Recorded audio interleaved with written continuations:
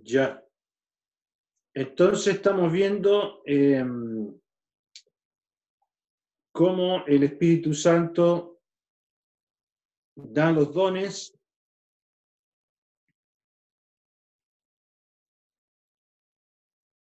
El Espíritu Santo provee en el momento de la conversión los dones a la iglesia. Esos dones no se piden, se reciben, ¿ya? Y a Israel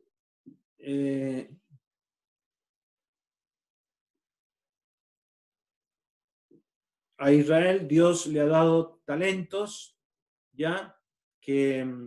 Capacidades naturales que hoy día tienen incluso los científicos, los médicos, los que están buscando la vacuna para el COVID, son hombres muy inteligentes. Todos esos son habilidades naturales, ¿ya?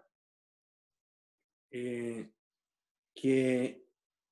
tenemos de parte de Dios también. Dios da esos dones naturales, esos talentos naturales que también muchos creyentes poseen y pueden ser usados para la gloria del Señor.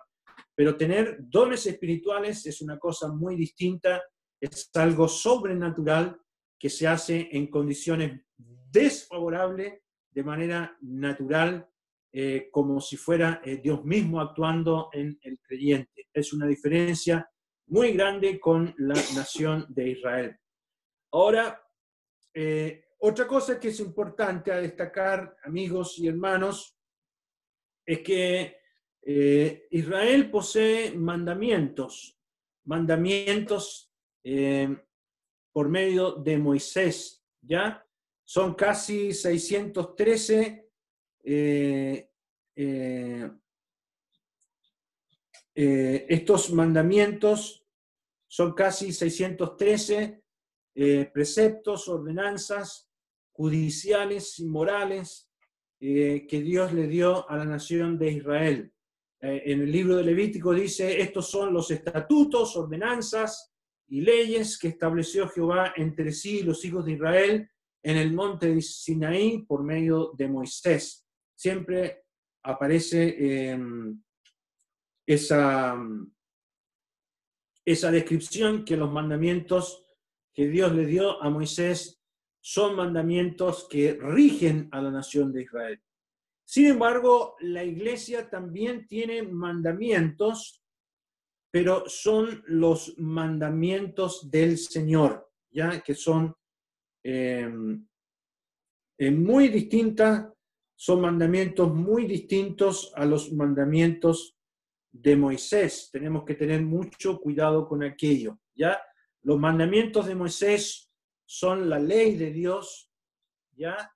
Y los mandamientos de la iglesia no son la ley de Dios, son mandamientos del Señor. El primero de ellos se los dijo el Señor Jesús a los apóstoles en el aposento alto, les dijo, un mandamiento nuevo os doy, que os améis unos a otros como yo os he amado, que también os améis unos a otros. Y ahí comienza el primer mandamiento. Y el Señor les dijo, este es mi mandamiento, que os améis unos a otros como yo os he amado. Entonces, comienzan los mandamientos y en todas las cartas del Nuevo Testamento están los mandamientos del Señor. Por ejemplo, vamos a leer en 1 Corintios, capítulo 14, la primera carta del apóstol Pablo a los Corintios, en el capítulo número 14, en el verso número 37, dice, si alguno se cree profeta o espiritual, reconozca que lo que os escribo son mandamientos del Señor. Ahí están los mandamientos del Señor, ¿ya? Y los mandamientos de la iglesia son los mandamientos del Señor, no los mandamientos de Moisés. Por ejemplo, aquí en el verso 34, habla, dice, vuestras mujeres callen en las congregaciones porque no les es permitido hablar, sino que estén sujetas, como también la ley lo dice.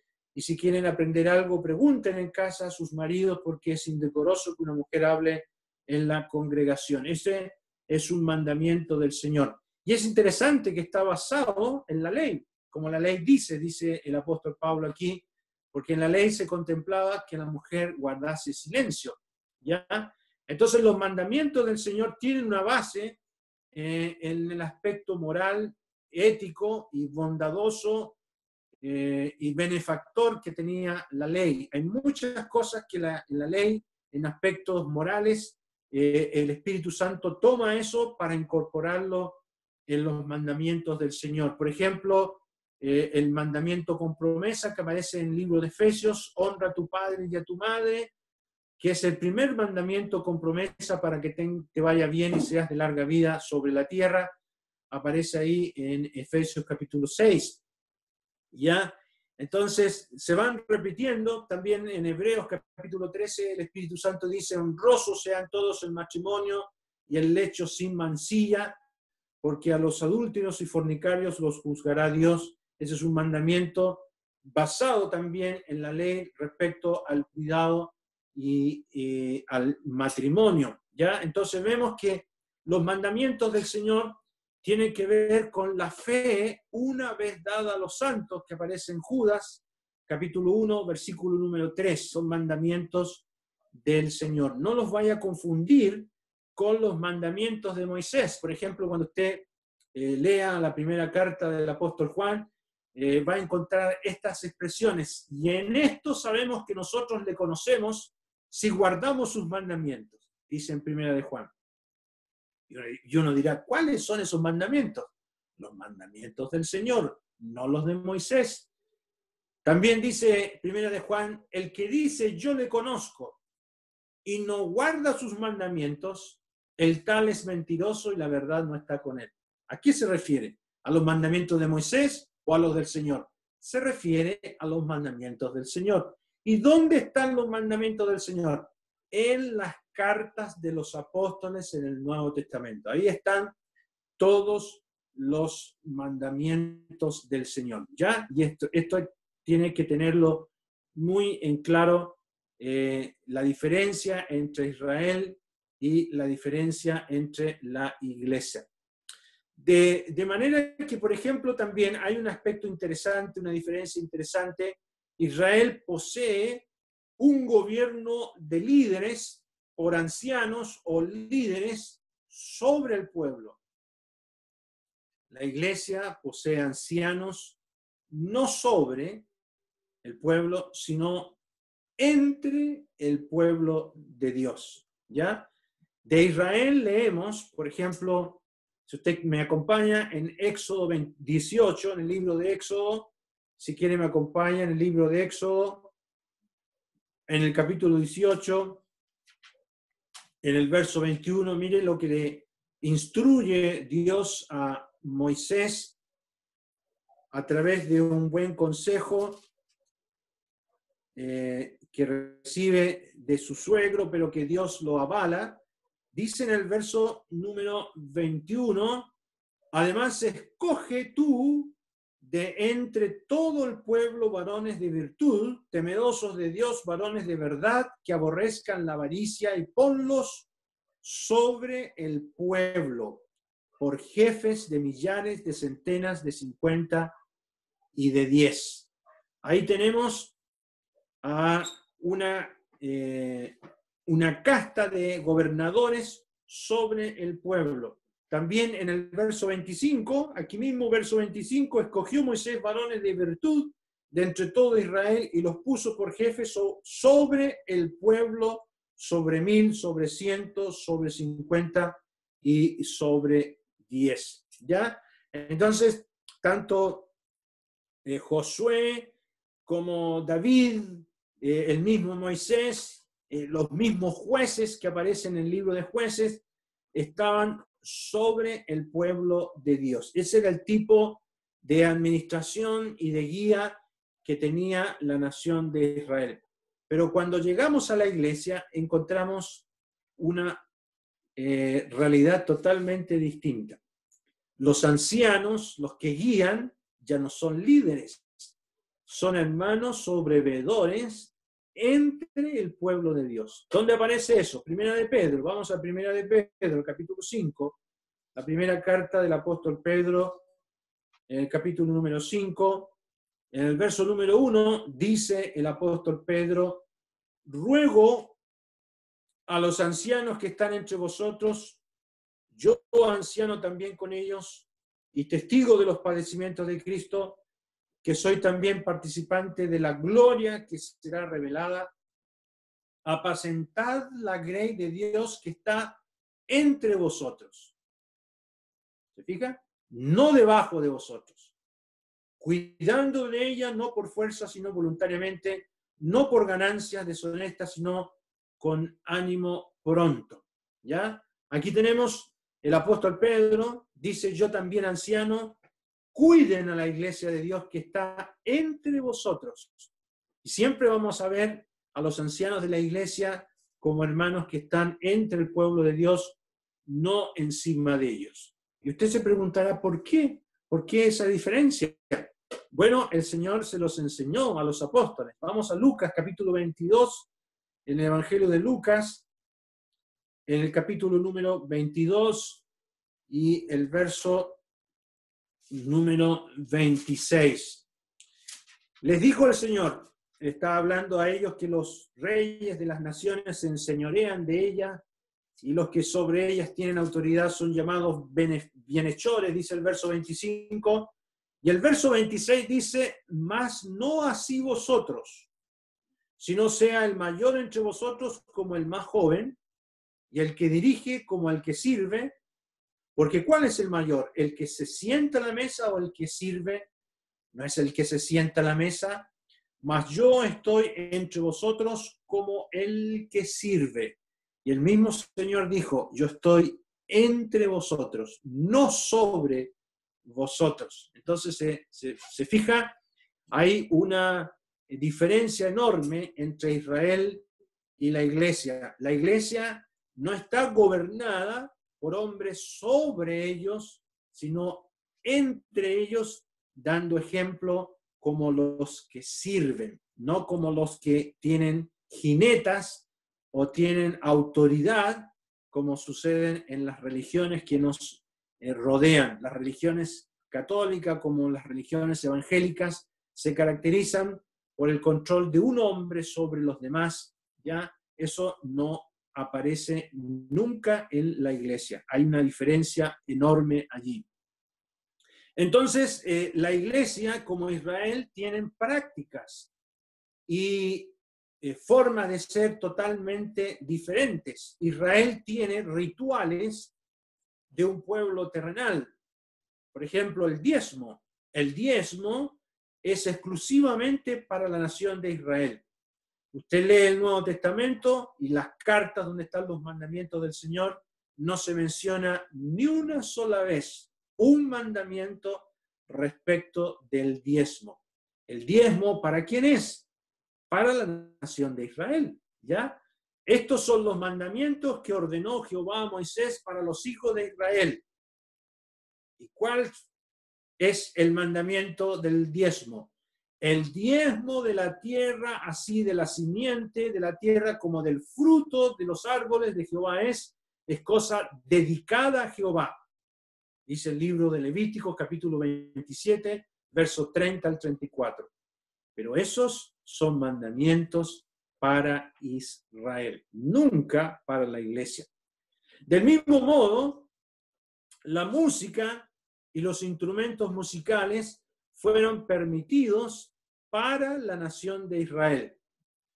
Y usted lee el libro de los Salmos, y ahí uno lee que cantaban con salterio, con arpas, con instrumentos musicales, y muchas veces los hermanos se preguntan: oiga, pero ¿por qué si Israel tiene instrumentos, por qué nosotros no? ¿Por qué nosotros no tenemos instrumentos musicales? Porque eso es para Israel. Y miren lo que dice en el libro de Amós, un libro que cuesta encontrarlo, pero vamos al libro de Amós, capítulo número 6, el profeta menor, no sé por qué le llaman profeta menor, si son tremendos profetas, pero aquí en Amós, capítulo número 6, nos dice Dios en el verso número 5, Amós 6:5, gorjean al son de la flauta e inventan instrumentos musicales como David. ¿Ya? David inventó muchos instrumentos musicales, hizo muchas cosas para una alabanza basada en los sentidos. Israel es un pueblo que se acercaba y tenía festividades basadas en los 5 sentidos. ¿Cuáles son los 5 sentidos? El oído, el olfato, el tacto, la vista, el gusto. Por eso encontramos todas las descripciones de olores fragantes, el incienso fragante, los sacrificios que expelían olor grato a Jehová, esos animales que se quemaban, todo tiene que ver con los sentidos. Y la música también.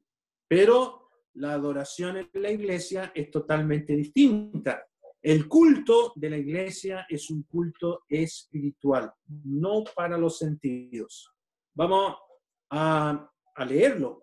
El Señor le dijo a la mujer samaritana, viene la hora, y ahora es, cuando los verdaderos adoradores adorarán al Padre en espíritu y en verdad, porque también el Padre tales adoradores busca que le adoren. Y uno dice, ¿cómo es eso de adorar en espíritu y en verdad? Vamos a leerlo en Efesios, capítulo número 5, la carta del apóstol Pablo a los Efesios, en el capítulo número 5 y el versículo número 18. Ahí habla de la llenura del espíritu, dice, no os embriaguéis con vino, en lo cual hay disolución, antes bien sed llenos del espíritu. Y el verso 19 dice, hablando entre vosotros con salmos, con himnos y cánticos espirituales, cantando y alabando al Señor en vuestros corazones. Fíjense qué interesante que el adjetivo cánticos que aparece ahí es la palabra oda, en el griego, oda, que es un homenaje hebreo, algo propio de los hebreos, ¿ya? Y el verbo alabando es un verbo que significa rasgar los dedos, que se hacía en una cítara, en un instrumento a cuerdas, ¿ya? Entonces, muchos dicen, bueno, si aquí dice que alabar es hacer sonar los dedos en cuerdas, tiene que haber un instrumento. No, no hay instrumento, porque dice, alabando al Señor en vuestros corazones. El instrumento que tiene que vibrar es el corazón. Y es interesante que cada vez que aparece este verbo alabar, que tiene su origen en una práctica hebrea, siempre es en el corazón. Por ejemplo, cuando el Señor Jesús cantó el himno, según Mateo 26, no habían instrumentos musicales. Cuando Saulo de Tarso estaba en la cárcel y cantaron himnos y los presos los oían, no habían instrumentos musicales. ¿Se fija? Toda la actividad de la iglesia siempre es espiritual, ¿ya? Bueno, hay muchas más diferencias que vemos entre Israel y la iglesia. Diferencias de su origen, diferencias de su peregrinaje, diferencias de su destino final, diferencias que son muy importantes que cada uno de nosotros las podamos tener en nuestro corazón. Vamos a llegar hasta aquí con esta reunión, con este estudio acerca de las diferencias entre Israel y la iglesia. Muy bien, hermano Raúl, hemos terminado.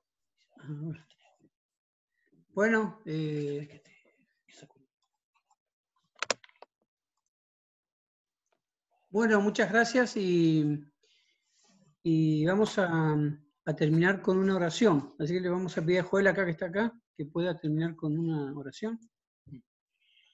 Padre Celestial, te damos gracias por esta lectura de la palabra que tuvimos, la meditación también. Te rogamos que tú estés obrando en cada uno de nuestros corazones y hablándonos a cada uno de nosotros respecto de tus verdades. Que guardemos tu palabra y lo que nos has enseñado podamos aplicarlo en el futuro. En el nombre del Señor Jesús. Amén. Amén. Amén. Bueno, esta reunión ha sido grabada, las dos partes, ¿sí? Así que